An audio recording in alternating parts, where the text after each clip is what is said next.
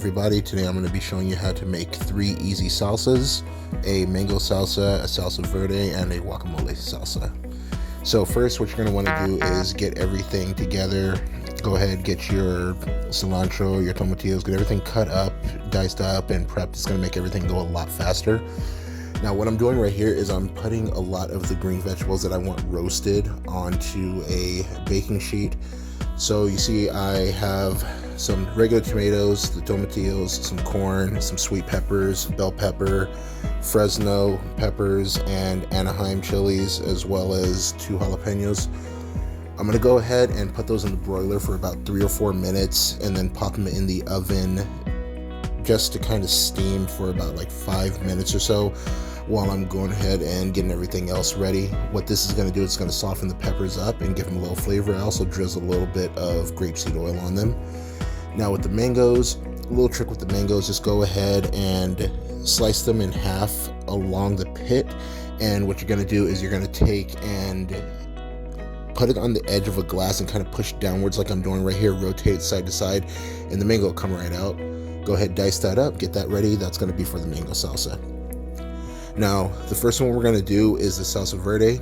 The tomatillos, a couple of the Fresno chilies, Anaheim, and jalapeno if you want it spicy, as well as a couple cloves of garlic, and about a half of a red onion.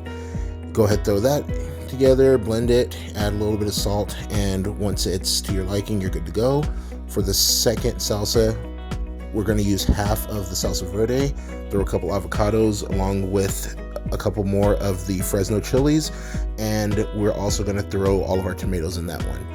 Now, the third one we're doing here, we're going to go ahead and throw the rest of our Fresno and Anaheim chilies, as well as the fresh corn, a little bit of the roasted corn, some of the mango, and a little bit of the jalapeno if you have that left. If you want to add a little spiciness, you'd add some fresh jalapeno or habanero to this. But you see right here, I had to transfer everything to a bigger bowl. I don't know why I started with a small bowl like that. But go ahead and mix this up. What we're going to do in a little bit is take a lemon, not a lime, but an actual lemon.